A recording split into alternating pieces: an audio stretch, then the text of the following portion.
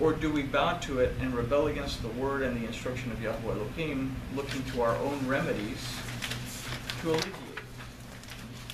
What are types of fears that can become Elohim to us? Anybody have any ideas what kind of fears can actually take over and become God in our life? Financials? Financial Yeah. fears. Fears of illness. Others, rejection. Rampant right now. What about the fear of telling the truth when you know something's the truth, but you don't want to say it's the truth because you're going to offend somebody? You know, Yes. healthy fear. What's healthy fear? Healthy fear is I have a decision to make, but I need to weigh the pros and cons. I'm going to look at the good side and the bad side because I'm going to be cautious before I go into it. But we see that there's a Good big judgment. difference. The unhealthy fear is to not trust in Elohim. We make the fear Elohim. We can make teshuvah, and when we do, we allow Yahshua to lead us again into the promises and blessings of Yahweh Elohim, found in His Word and His covenant, that is Torah. They had to go back into the wilderness. This is a type of teshuvah because they had to turn around. The old ideas, the old way of thinking has to die off before you can enter into the promises of Elohim, and this is the same thing.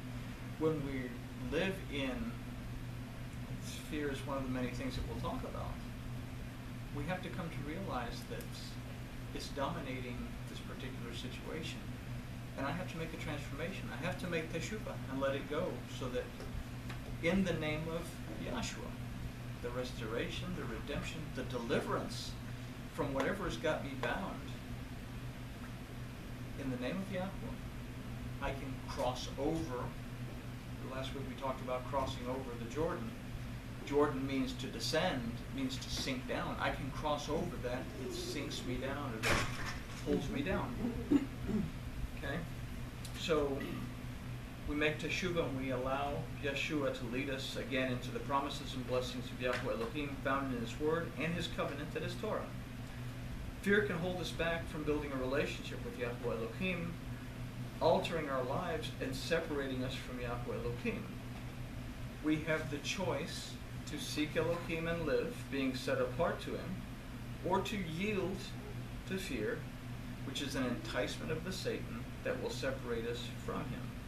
So we kind of spice up our usual question. Where are you dwelling? In Babylon or in the Promised Land?